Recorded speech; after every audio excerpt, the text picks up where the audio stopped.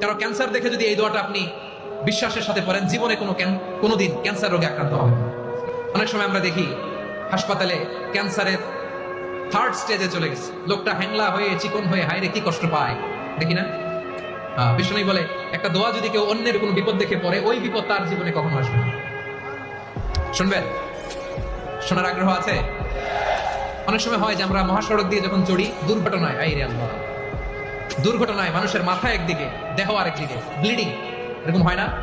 আল্লাহ তুমি হেফাজত করো। বিশ্বনবী বলেন এই দুর্ঘটনা দেখে কেউ যদি এই দোয়াটা পড়ে, তার জীবনে সে কোনোদিন এরকম অ্যাক্সিডেন্টের সম্মুখীন হবে না। শুনবেন? বিশ্বনবী বলেন অন্যের বিপদ দেখে কেউ যদি পড়ে, আলহামদুলিল্লাহিল্লাযী আফানি মিম্মা বাতালাকা বিহি ওয়া ফাদ্দালানি আলা কাসীরিন মিম্মান খালাকা তাফদীলা। মানে প্রশংসা সে আল্লাহর, যে আল্লাহ তাআলা তোমাকে যেই জিনিস দিয়ে পরীক্ষা করেছে, আমাকে ওইটা থেকে বাঁচিয়ে দিয়েছে। তোমাকে আল্লাহ যেই বিপদে ফেলেছে, আমাকে ওই বিপদ থেকে তিনি মুক্ত রেখেছে, আর তার অনেক সৃষ্টির উপর আমাকে তিনি প্রাধান্য দিয়েছে। সুবহানাল্লাহ পড়েন।